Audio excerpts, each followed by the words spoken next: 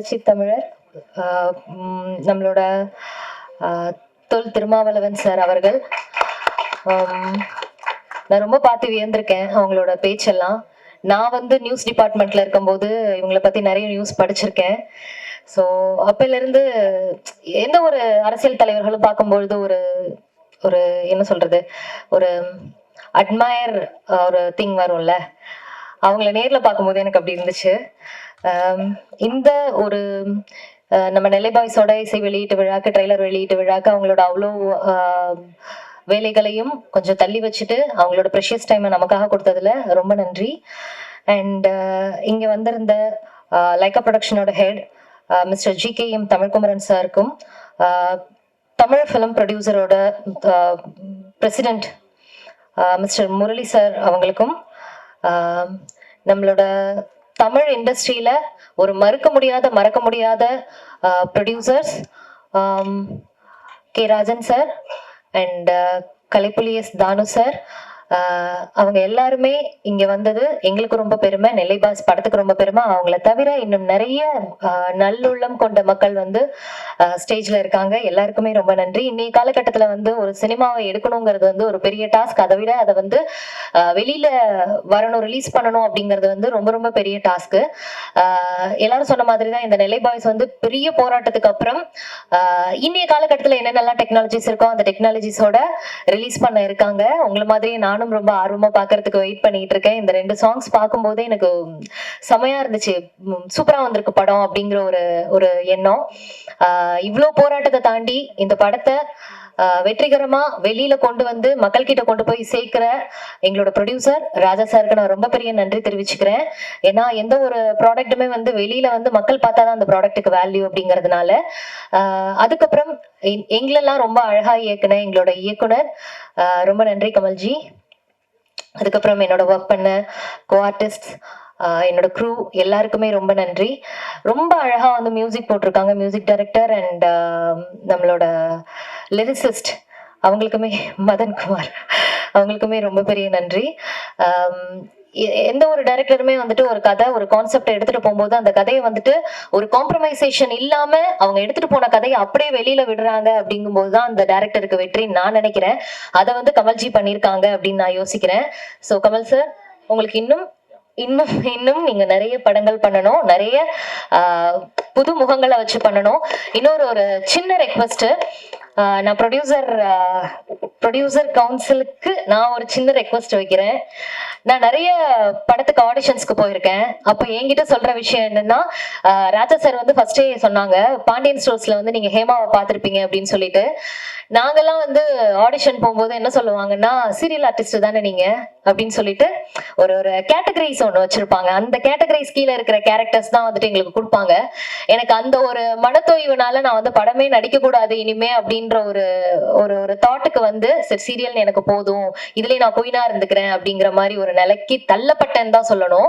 நிறைய நல்ல ஆர்டிஸ்ட் இருக்காங்க, சீரியல்ல நடிக்கிற ஆர்டிஸ்டுமே நிறைய நல்ல ஆர்டிஸ்ட் இருக்காங்க. என்னை பொறுத்த வரைக்கும் ஆர்டிஸ்ட் படம் ஆர்டிஸ்ட் சீரியல் ஆர்டிஸ்ட்னு கிடையாது, எல்லாமே ஒரே ஆர்டிஸ்ட் தான் நான் நினைக்கிறேன். தயவு செஞ்சு சீரியல்ல நடிக்கிறவங்களையும் படத்துக்கு வாய்ப்பு கொடுங்க அப்படின்னு நான் கேட்டுக்கிறேன் இந்த நேரத்துல. அண்ட் இங்க இருக்கிற பத்திரிகை ஊடக நண்பர்கள் எல்லாருக்குமே ரொம்ப நன்றி.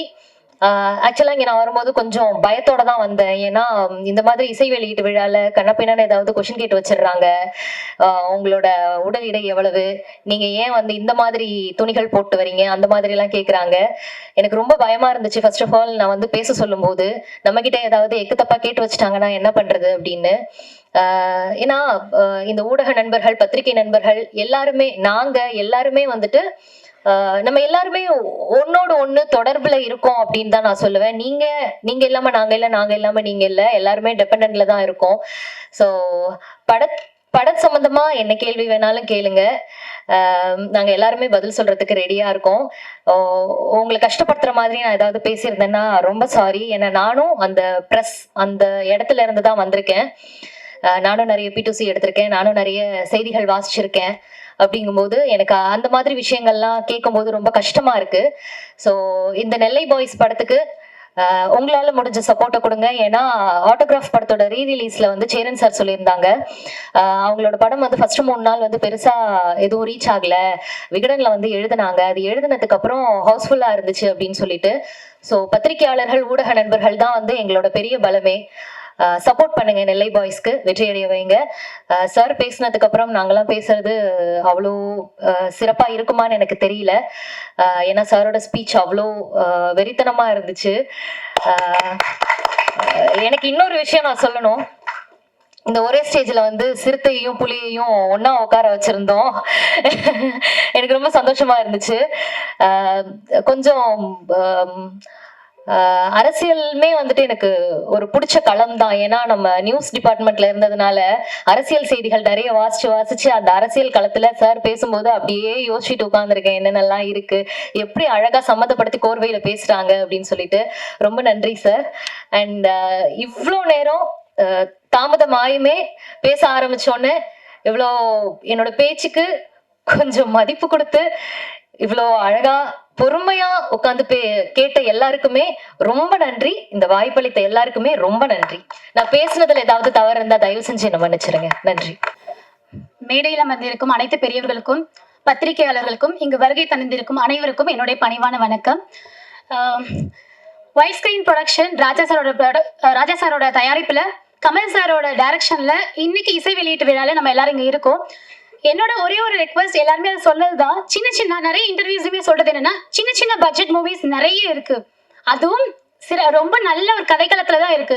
பெரிய ஹீரோஸ் நடிச்சா மட்டும்தான் அந்த படத்தை போய் பார்ப்போம், அப்படியே வந்து ரிலீஸ் பண்ண. இந்த காலகட்டத்துல ஒரு மூவி எடுத்து ரிலீஸ் பண்றதுக்கு அது ஒரு பெரிய விஷயமா இருக்கு. அந்த ஒரு பிரச்சனை நடந்து போயிட்டு இருக்கும் போது இந்த காலகட்டத்துல இந்த மூவி நிறைய பிரச்சனைகளுக்கு அப்புறம் ரிலீஸ் ஆயிருக்கு. ஸோ அதுக்கு ரொம்ப சந்தோஷமா இருக்கு. And congratulation the whole team Nellai boys. அது மட்டும் இல்லாம ஹேமா அவர்கள் இப்ப இல்ல. அவங்க சின்ன திரையில நிறைய பேருக்கு பாண்டியன் ஸ்டோர் மூலியமா நிறைய பேருக்கு நிறைய தெரியும். பட் பெரிய திரையில வரும்போது நிறைய ரிஜெக்ஷன்ஸ் ஏற்பட்டிருக்குன்னு சொன்னாங்க. அது அவங்களுக்கு மட்டும் இல்ல, நிறைய பேருக்கு. ஸோ அதுவும் நடக்கக்கூடாதுங்கிறது என்னோட ஒரு ரெக்வஸ்ட். அண்ட் சின்ன பட்ஜெட் மூவிஸ் எல்லாத்தையுமே ரொம்ப சப்போர்ட் பண்ணுங்க. நிறைய புதிய கதைக்களத்தோட ஈவன் நான் நடிச்ச ஒரு 3 மூவிஸ்மே வந்து போஸ்ட் ப்ரொடக்ஷன்ல ஸ்டாப் ஆகி நிக்குது. அதற்கு காரணம் சின்ன budget. And sir Thol Thirumavalavan அவர்கள் தான் என்னோட ஃபர்ஸ்ட் லுக் வந்துட்டு என்னோட மூவியோட ரிலீஸ் பண்ணாங்க. இந்த இண்டஸ்ட்ரிக்கு நான் வரும்பொழுது அவரோட பிளஸிங்ஸ்ல தான் நான் இந்த இண்டஸ்ட்ரிக்குள்ள வந்த சினிமாவை ஸ்டார்ட் பண்ணது. ஸோ அதனால அவர் கூட இந்த ஸ்டேஜ்ல இங்க நிக்கிறது எனக்கு பெரிய பாக்கியமா நினைக்கிறேன். அண்ட் எனக்கு தெரியல எந்த அளவுக்கு தகுதியான பர்சன் அப்படின்னு சொல்லிட்டு. And thank you so much sir. And இந்த மேடையை எனக்கு பேசுறதுக்கு கொடுத்தது ராஜா சார் அவர்களுக்கு மிகவும் நன்றி. நெல்லை பாய்ஸுக்கு உங்களோட சப்போர்ட் வேணும். மீடியா இல்லைன்னா இங்க எதுவுமே இல்லை. நல்லதோ கெட்டதோ எதுவா இருந்தாலுமே, பாசிட்டிவா இருந்தாலும் நெகட்டிவா இருந்தாலும், ஒரு ஆர்டிஸ்டுக்கும் ப்ரொடியூசரா இருக்கட்டும், டைரக்டரா இருக்கட்டும், எல்லாருக்குமே மீடியா மட்டும்தான் சப்போர்ட். ஸோ நீங்க இந்த படத்துக்கு கண்டிப்பா சப்போர்ட் பண்ணி இந்த நெல்லை பாய்ஸை வெற்றி பெற நீங்க தான் கூட உறுதுணையா இருக்கணும். நன்றி, வணக்கம். தேங்க்யூ.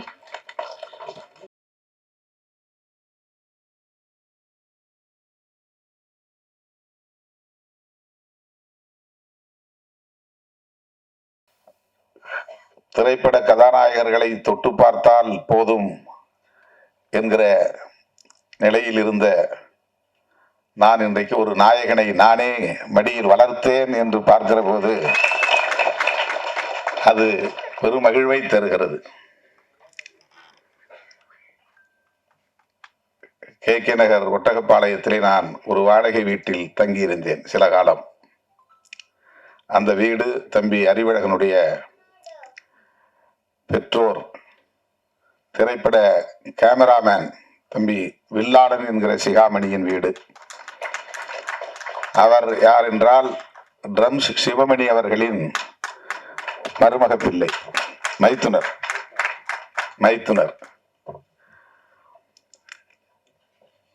அந்த வீட்டில் நான் இருந்தபோது இவன் 1 வயதோ 2 வயதோ 3 வயது குழந்தைகள் என்றால் எனக்கு அப்படி ஒரு பிரியம் உண்டு. அதிலும் இவன் வித்தியாசமானவன், பார்ப்பதற்கு மிகவும் அழகாக கவர்ச்சிகரமாக இருப்பான். அவ்வளவு அழகிய ஒரு குழந்தை. கொழு கொழுவென்று இருப்பான். அவன் நான் வெளியிலே சுற்றுப்பயணம் போய்விட்டு வந்து நள்ளிரவு வந்தாலும் அவனை பார்த்தால் விடமாட்டேன். காலையில் நிகழ்ச்சிகளுக்கு புறப்படுவதற்கு முன்பு அவனை பார்த்துவிட்டு தான் செல்வேன். அப்படி அவன் மீது ஒரு பிரியம். நிறைய கிள்ளி வைத்திருக்கிறேன், கடித்து வைத்திருக்கிறேன். அப்படி இருந்த ஒரு பிள்ளை இன்றைக்கு வளர்ந்து திரைப்படத்துறையிலே ஒரு கதாநாயகனாக ஒரு படத்தில் நடிக்கிறான் என்பதை அறிந்து உள்ளபடியே நான் பெரிதும் மகிழ்ந்தேன். அவனை பார்க்கிற போதெல்லாம் எப்போது உன் படம் வருகிறது என்று திரும்ப திரும்ப கேட்பேன். எத்தனையோ பலர் அப்படி படங்களில் நடித்து அந்த திரைப்படங்கள் வெளியிடாமல் அப்படியே நின்று விடுவதையும் நாம் பார்க்கிறோம். திரைக்கே வராமல் போய்விடுகிறது. சிறு முதலீட்டு படங்கள் அப்படி பல நெருக்கடிகளை சந்திக்கின்றன. அவர்களால் பெரிய அளவிலே பிரம்மாண்டமான விளம்பரங்களை செய்ய முடிவதில்லை. வெளியீட்டாளர்களும் அந்த அளவுக்கு போட்டி போட்டுக்கொண்டு வாங்க வருவதில்லை. அதாவது டிஸ்ட்ரிபியூட்டர்ஸ், விநியோகஸ்தர்கள். சிறு முதலீட்டு படங்கள் எத்தகைய நெருக்கடிகளை எல்லாம் சந்திக்கின்றன என்பதை நாம் அவ்வப்போது அறிகிறோம். அந்த வரிசையிலே இந்த படமும் ஒன்றோ? அறிவழகன் நடித்த படம் திரைக்கு வராமல் போய்விடுமோ என்ற கவலை எனக்கு இருந்தது. திடுமென போன வாரம் வந்து தயாரிப்பாளர் ராஜா அவர்களையும் கமல்ஜி அவர்களையும் அழைத்து வந்து அறிமுகப்படுத்தி, இந்த நிகழ்ச்சிக்கு நீங்கள் கட்டாயம் வர வேண்டும் என்று தன்னுடைய பெற்றோரோடு வந்து, அவருடைய தாயாரும் இங்கே வந்திருக்கிறார், அவர்கள் வந்து என்னை அழைத்த போது என்னால் மறுதலிக்க இயலவில்லை, மகிழ்ச்சி தாழவில்லை. கட்டாயம் நான் வருகிறேன், எவ்வளவு வேலைகள் இருந்தாலும் வருகிறேன் என்று உறுதியளித்தேன். கட்சி அலுவலகத்தில் ஏறத்தாழ 200 பேருக்கு மேல் இன்றைக்கு திரண்டிருந்தார்கள்.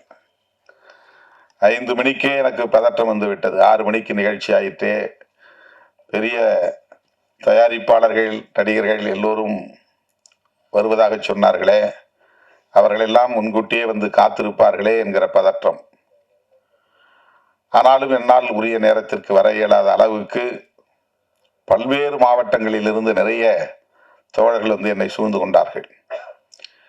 அவற்றையெல்லாம் பின்னுக்கு தள்ளிவிட்டு நான் இங்கே வந்து உங்கள் முன்னால் நிற்பதிலே மகிழ்ச்சி அடைகிறேன். தம்பி அறிவழகனை நான் நெஞ்சார வாழ்த்துகிறேன். அது என்னுடைய முதல் கடமை. அவருக்கு இப்படி ஒரு வாய்ப்பை தந்த ராஜா அவர்களுக்கும் கமல்ஜி அவர்களுக்கும் என்னுடைய நெஞ்சார்ந்த வாழ்த்துக்கள். அவர் பிரபலமான குடும்ப பின்னணியை கொண்டவர் அல்ல, ஏற்கனவே பல படங்களை நடித்து புகழ் பெற்றவர் அல்ல. ஆனாலும் அவரை ஒரு நாயகன் ஆக்க வேண்டும் என்று துணிந்து தம்பி ராஜா அவர்கள் ஒரு முதலீட்டை செய்திருக்கிறார் என்றால் அவருக்கு எப்படி என்னுடைய பாராட்டை தெரிவிப்பது, வாழ்த்துக்களை தெரிவிப்பது என்று திணறி நிற்கிறேன். அதற்காக அவரை நான் மீண்டும் ஒரு முறை வாழ்த்தவும் பாராட்டவும் கடமைப்பட்டிருக்கிறேன். நெல்லை பாய்ஸ் கதை முழுமையாக நாம் இன்னும் திரைப்படத்தை பார்க்கவில்லை, தெரியவில்லை.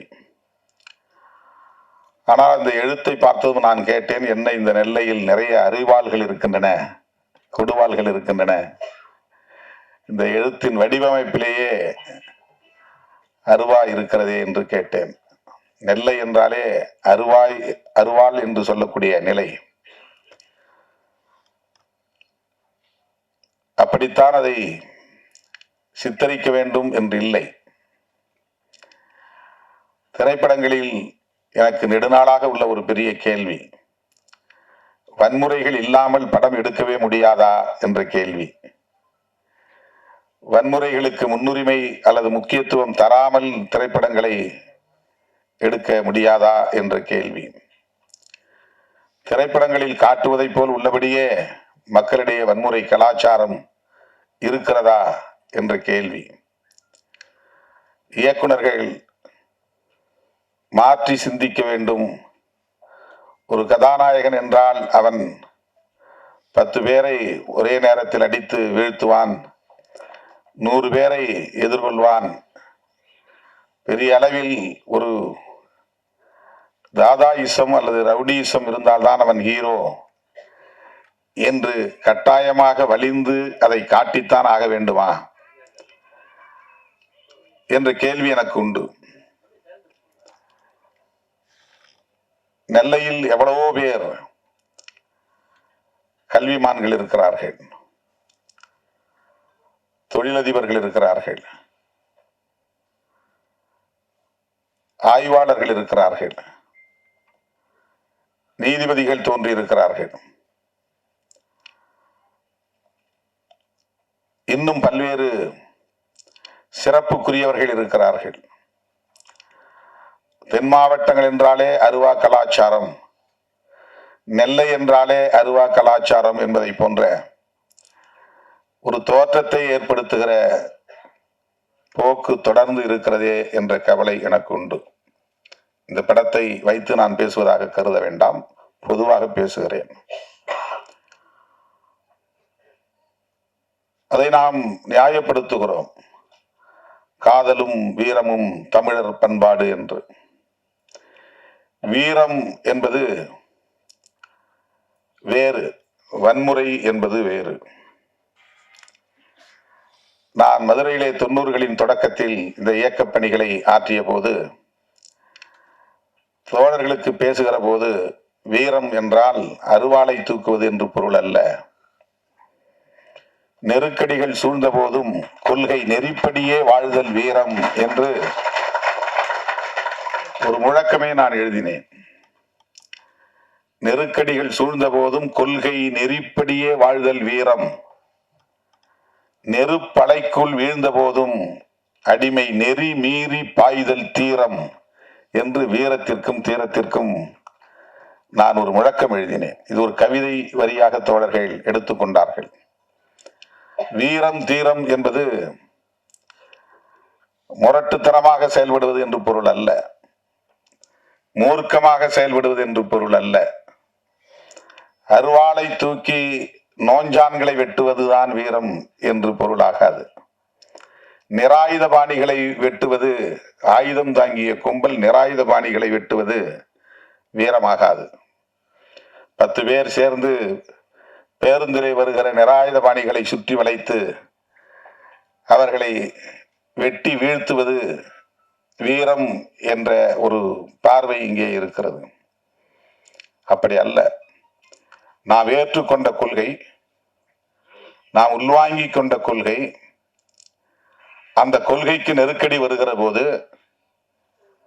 அரசு தரப்பிலிருந்து வந்தாலும் பிற தரப்பிலிருந்து வந்தாலும், காவல்துறை தந்தாலும் அல்லது மற்றவர்கள் தந்தாலும், அந்த கொள்கையிலிருந்து ஒருபோதும் நான் வழுவ மாட்டேன், நழுவ மாட்டேன்.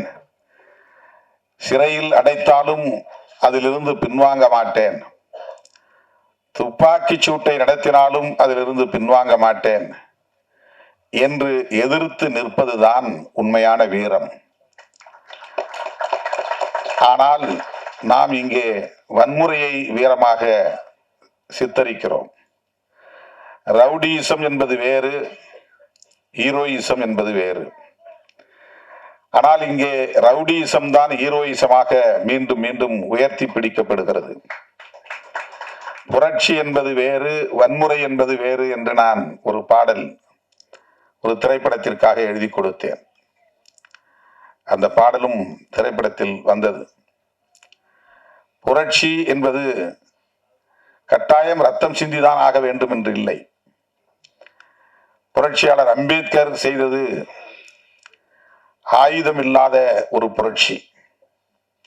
அவர் எந்த இடத்திலும் ஆயுதம் ஏந்துவோம் என்று சொல்லவில்லை. ஆயுதம் ஏந்துவதற்கான எந்த சூழலையும் அவர் உருவாக்கவில்லை.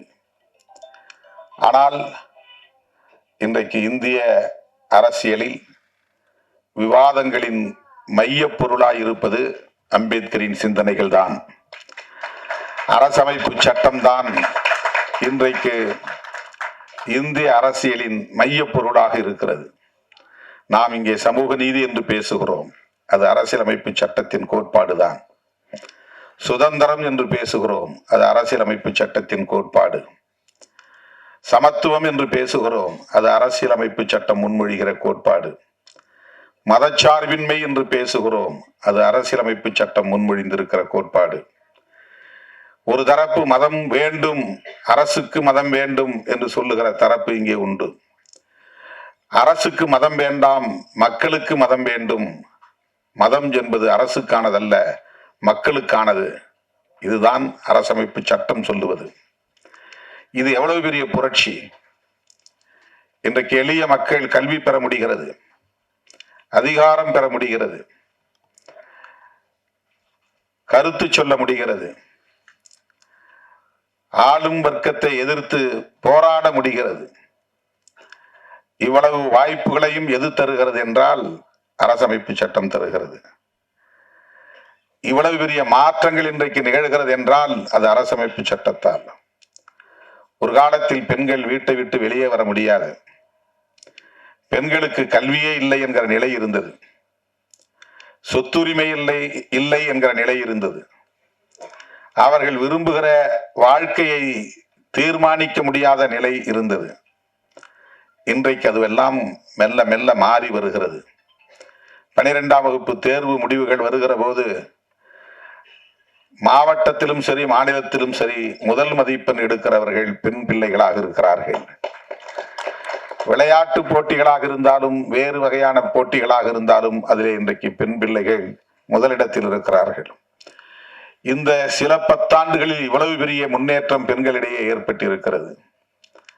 அவர்களால் நீதிபதிகளாக இருந்து தீர்ப்பு வழங்க முடிகிறது, வழக்கறிஞர்களாக இருந்து வாதாடி வெற்றி பெற முடிகிறது, அரசியல் தலைவர்களாக இருந்து கட்சியை வழிநடத்த முடிகிறது. இதற்கெல்லாம் வழிவகுத்தது எது என்றால் அரசமைப்பு சட்டம்தான். இதுதான் புரட்சி, அமைதி புரட்சி. எனவே வன்முறையை புரட்சி என்று நாம் கருதக்கூடாது.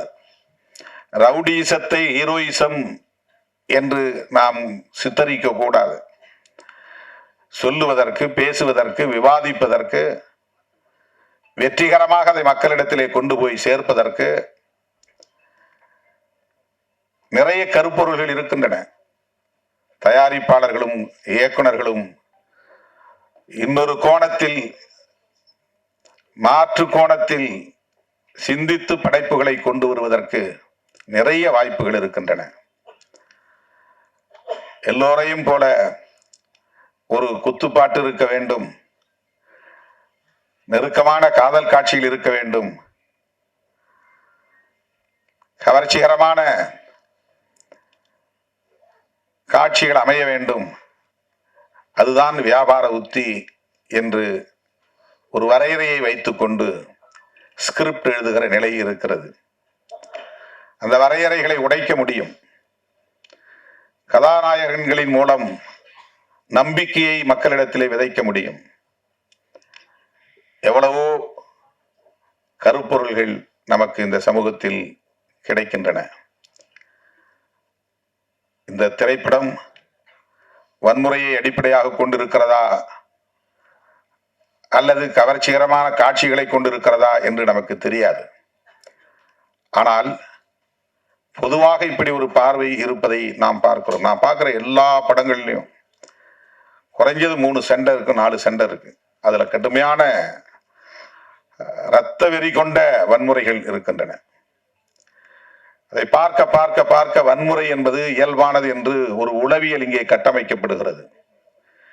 வன்முறையை கண்டு ஐயோ இது பாவம், இது தவறு, இது அநீதி, இப்படி செய்யலாமா என்று பதறுகிற உள்ளம் போய் இதுவெல்லாம் இயல்பானது, இதுவெல்லாம் நடக்கும், இவையெல்லாம் நடக்கத்தான் வேண்டும் என்று ஒரு பொது உளவியலை இத்தகைய காட்சிகள் கட்டமைக்கின்றன. வன்முறையின் மீது ஒரு எதிர்மறை விமர்சனம் இல்லாமல் அதை கடந்து போகிற நிலை உளவியலாக கட்டமைக்கப்படுகிறது. எந்த ஒரு காட்சியை திரும்ப திரும்ப நாம் காட்டுகிறோமோ அந்த காட்சி இயல்பான ஒன்றாக மாறிவிடுகிறது. எவ்வளவு பேரை தீ வைத்து கொளுத்தினாலும் நம்ம கண்டுக்காம இருக்கிறோம். ஏன்னா திரைப்படங்களில் பார்த்த காட்சிகள். பெண்களை நிர்வாணப்படுத்தி பெட்ரோல் ஊற்றி கொளுத்தினாலும் நாம் அப்படியே அதை வெறும் காட்சியாக பார்த்து கொண்டு சாப்பிட்டு கொண்டிருக்கிறோம், அரட்டை அடித்துக் கொண்டிருக்கிறோம். நம் மனம் பதறுவதில்லை. இவையெல்லாம் வாழ்க்கையில் நடக்கிறது. கொடூரமான படுகொலைகள் நடக்கின்றன. மேடவளவிலே 7 பேரை வெட்டி படுகொலை செய்கிறார்கள் பட்டப்பகலில்.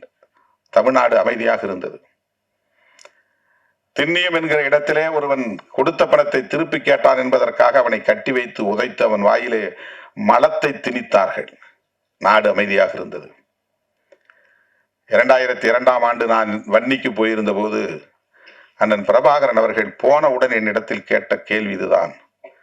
திண்ணியத்தில் ஒருவன் வாயில் மலத்தை திணித்தானே, என்ன கொடுமை!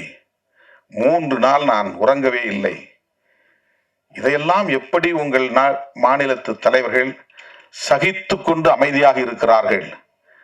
வாயிலே மலத்தை திணித்தவன் இன்னும் உயிரோடு இருக்கிறானா என்று கேட்டார். ஒரு அநீதி நடக்கிற போது ஒருவன் உள்ளம் கொதிக்கிறது என்றால் அவன்தான் புரட்சியாளன். எந்த ஊர்ல நடக்குது, எங்க ஊர்ல நடக்குதா அப்படின்னு பார்த்து கொதிப்படைகிறவன் இல்லை. எங்க சாதிக்கு நடக்குதான்னு பார்த்து கொதிப்படைகிறது கொதிப்பு அல்ல, புரட்சி அல்ல. எங்கோ ஒரு இடத்தில் அநீதி நடக்கிறது என்றால் இந்த அநீதி நடப்பது கொடுமை என்று பதறுகிற அந்த உள்ளம், அதுதான் புரட்சிகர உள்ளம். அப்படி பதற முடியாமல் ஆக்குவது எது என்றால் திரைப்படங்களில் காட்டுகிற இத்தகைய காட்சிகள் தான். தினந்தோறும் பார்க்கிறோம். எல்லா படத்திலும் வன்முறைகள். 10 பேர் சேர்ந்து ஒரு கொடூரமா வெட்டி படுகொலை செய்யக்கூடிய காட்சிகள், ரத்தம் தெரிக்கிற காட்சிகள். இதுவெல்லாம் நம்ம ஒரு படமாக தான் காட்சியாக தான் நடத்துகிறோம். ஆனால் அதை பார்க்குற மக்கள் மத்தியில் அது ஒரு தாக்கத்தை ஏற்படுத்துகிறது. அது ஒரு பொது உளவியலை கட்டமைக்கிறது. இப்படிதான் நடக்கும். அங்கே 2 பேரை வெட்டிட்டாங்களா, 10 பேரை வெட்டிட்டாங்களா, அதை பற்றி நமக்கு பிரச்சனையே இருக்காது, கவலையே இருக்காது, பதற்றமே இருக்காது, படபடப்பு இருக்காது, பதைப்பு இருக்காது. அப்புறம் அநீதி நிகழ்ந்து கொண்டேதான் இருக்கும். வீட்டுக்குள்ள புகுந்து ஒருத்தன் துப்பாக்கியால சொல்றான் கர்நாடகாவில். ஏண்டான்னா அவன் இடதுசாரி சிந்தனையாளர். நாடு அமைதியாக இருக்கிறது, பதறவே இல்லை. அந்த கவலையிலிருந்து நான் இதை சுட்டி காட்டுகிறேன். இந்த திரைப்படத்தை முழுமையாக பார்க்க ஆசை. ஏனென்றால் அதிலே தம்பி அறிவழகன் கதாநாயகனாக நடித்திருக்கிறான் என்பதும் ஒரு காரணம். நெல்லை பாய்ஸ் எப்படிப்பட்டவர்களாக இருக்கிறார்கள், நம்முடைய கமல்ஜி அதை எப்படி இயக்கியிருக்கிறார், நடிகராகவும் தயாரிப்பாளராகவும் இருக்கிற தம்பி ராஜா அவர்கள் எப்படி இதிலே கவனம் செலுத்தி இருக்கிறார், அவருக்கு எதிர்காலம் இருக்கிறது என்று அண்ணன் ராஜன் அவர்களும் பேசினார், அண்ணன் தானு அவர்களும் பேசினார். ஒரு படத்தை தயாரிப்பது எவ்வளவு பெரிய போராட்டம் என்பது நமக்கு தெரியும். சிறு முதலீடு என்றால் அதற்கு சிறு படம் என்று நாம் சொல்லுகிறோம். எந்த படமும் சிறிய படம் பெரிய படம் என்று இல்லை. முதலீடு தான் சிறிய முதலீடு, பெரிய முதலீடு. சிறு முதலீட்டு படங்கள் என்று வேண்டுமானால் நாம் சொல்லலாம், சிறு படங்கள் என்று சொல்லக்கூடாது. தயாரிப்பாளர்களுக்கு இருக்கிற நெருக்கடிகள், அந்த படத்தை தயாரித்து அதை திரைக்கு கொண்டு வருவது என்பது எவ்வளவு பெரிய போராட்டம் என்பது நமக்கு தெரியும். வந்ததும் அண்ணன் சொன்னார்,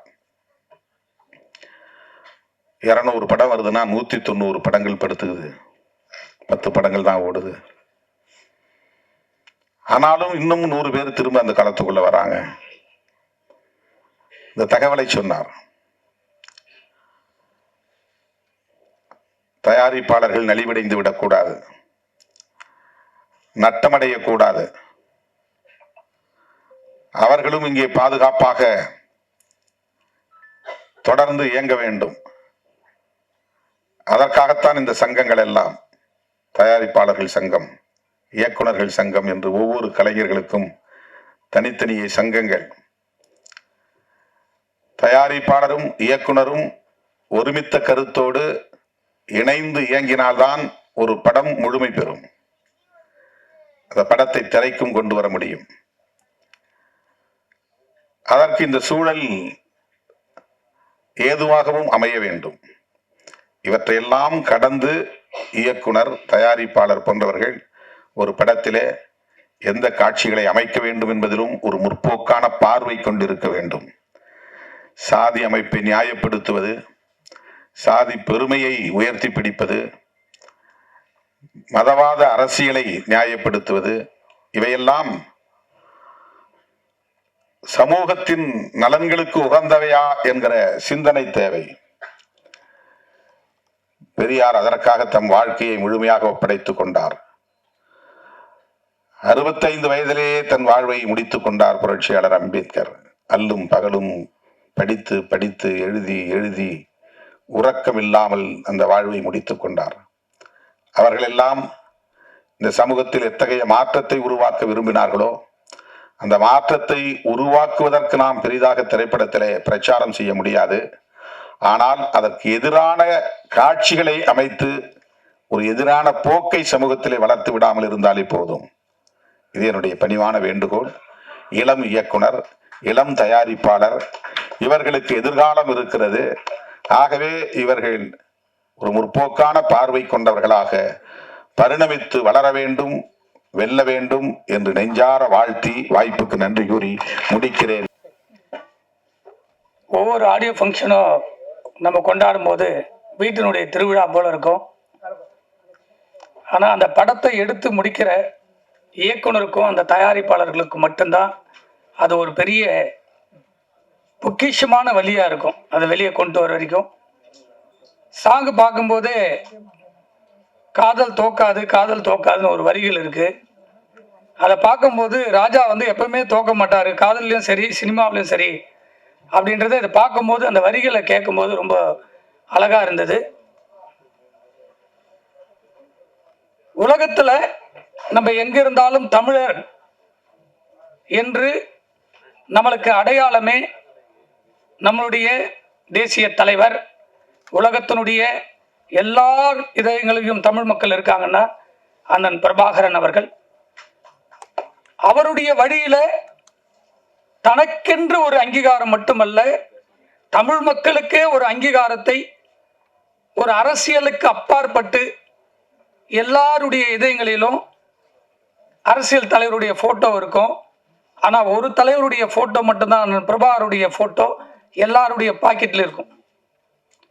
அதுபோல எல்லா ஊரிலையும் இருக்கக்கூடிய தமிழருடைய எழுச்சியாக இருந்து அரசியல் களத்திலையும் மக்களுடைய எளிமையிலையும் சாதாரண இடத்திலிருந்து அறிவென்ற பொக்கிஷத்தை ஆயுதமாக கொண்டு எல்லார் இதயங்களிலும் போட்டோவை நிற்குதுன்னா அண்ணன் திருமாவளவன் அவர்கள் மட்டும்தான்.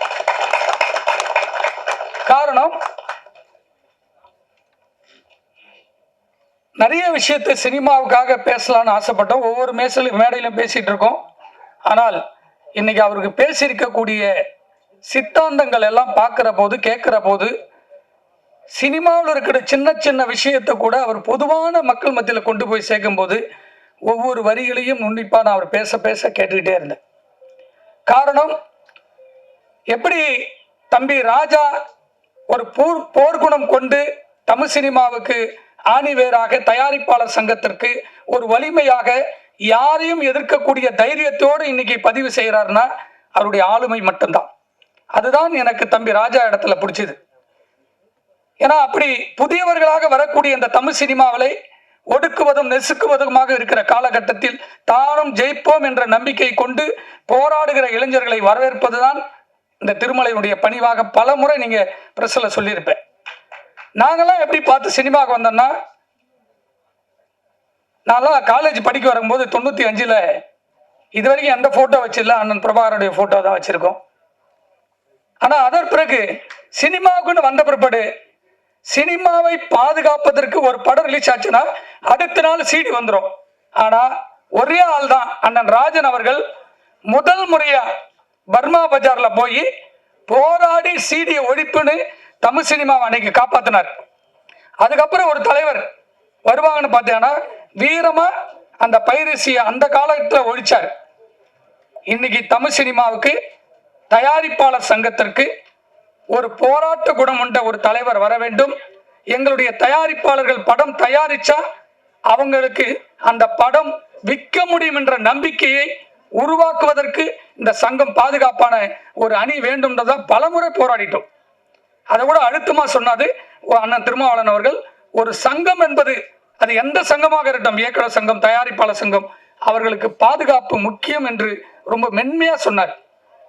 இதை தான் பல மேடையில நாங்க கத்திக்கிட்டு இருக்கோம். அதுக்கான பாதுகாப்பு இல்லை இல்லை என்று பலமுறை உருவாக்கி இருக்கோம்.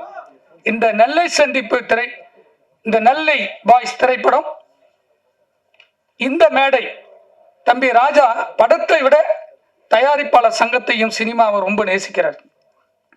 ஒரு விழா, இதுல ஒரு நல்ல விஷயத்தை சொன்னாப்ல தம்பி ராஜா, அண்ணன் கலைப்புலி அவர்களுக்கு 40 ஆண்டுகள் முடிந்து ஒரு விழா எடுக்கணும்னு. இதை 5 ஆண்டுகளுக்கு முன்பாக ஐயா பாரதராஜா அவர்களுக்கும் முக்கியமான இயக்குனர் தயாரிப்பாளர்களா ஒரு விழா எடுக்கலான்னு இயக்குனர் சங்கத்துல உட்கார்ந்து செயற்குழு ஒரு முடிவு எடுக்கும்போது அண்ணன் கலைப்புலி தான் அவர்களுக்கும் சேர்த்து ஒரு விழா எடுக்கணும் அப்படின்னு ஒரு பேச்சுவார்த்தை நடத்தணும். ஆனால் அது நடக்காம போச்சு.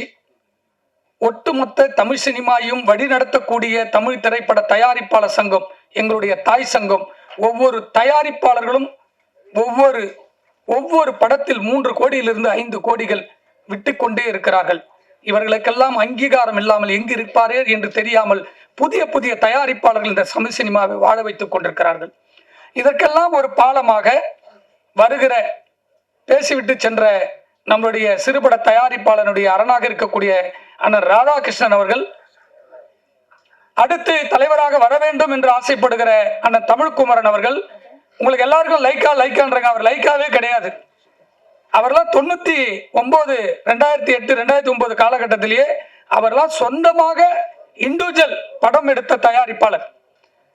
அவர் அதுக்கப்புறம் தான் லைக்கான்ற ஒரு நிறுவனத்துக்கே அவர் வந்தாரு. இந்த 100 விழா தமிழ் திரைப்பட தயாரிப்பாளர் சங்கத்திற்கு ஒரு பொன் விழாவாக, அண்ணன் கலைப்புலி தானுவுக்கு எடுக்கக்கூடிய பாராட்டு விழா தமிழ்குமரன் அவர்கள் நினைத்தால் 7 சூப்பர் ஸ்டார் இருக்காங்க சினிமால, இவங்களுக்கு தான் பிசினஸ். அந்த 7 சூப்பர் ஸ்டாரையும் ரஜினி அவர்கள், கமலஹாசன் அவர்கள், அஜித் அவர்கள், விஜய் அவர்கள், தனுஷ் அவர்கள், சிம்பு அவர்கள், சூர்யா வரைக்கும் 7 ஹீரோவையும் படம் எடுத்திருக்கக்கூடிய ஒரு தயாரிப்பாளர் இருக்கிறாருன்னா அண்ணன் தானு அவர்கள் தான். அந்த 7 ஹீரோ வந்து தயாரிப்பாளர் சங்கத்திற்காக ஒரு விழா நடத்தணும்னா நம்மளுடைய சங்கத்துக்கு அண்ணன் முன்னாடி தலைவராக இருக்கும்போது அண்ணன் தானே சொன்னார், 100 கோடி ரூபாய் நிதி என்னால் வைக்க முடியும் என்று சொன்னார். அந்த 100 கோடியை இவர்கள் இப்பொழுது வரக்கூடிய காலகட்டத்தில் பாராட்டு விழாவோடு சேர்ந்து எங்களுடைய தயாரிப்பாளர் சங்கத்தையும் உறுப்பினர்களையும் பாதுகாக்கக்கூடிய ஒரு விழாவாக எங்களுடைய சங்கத்திற்கு 100 கோடி வைக்க வேண்டும். படம் எடுத்து ரிலீஸ் பண்ண தயாரிப்பாளர்கள் எங்க போனாலும் அவனுக்கு பாதுகாப்பு இருக்க வேண்டும். எங்கள் அண்ணன் இப்பொழுது பேசிவிட்டு சென்ற போல இவரை போன்ற ஒரு தமிழர்களுக்காக பாதுகாப்பு கட்சிக்கு அப்பாற்பட்டு எங்களுடைய தயாரிப்பாளர்களுக்காக இப்பொழுது குரல் கொடுத்திருக்கிறாரே அண்ணன் திருமாவளவன் அவர்கள், அவரை போன்ற ஒரு போராளிகள் எங்கள் சங்கத்தில் இருந்தாவே எங்களுடைய தயாரிப்பாளர்களுக்கு பாதுகாப்பு இருப்பது நிச்சயம் என்பதனை சொல்லி விடைபெறுகிறேன். நன்றி, வணக்கம்.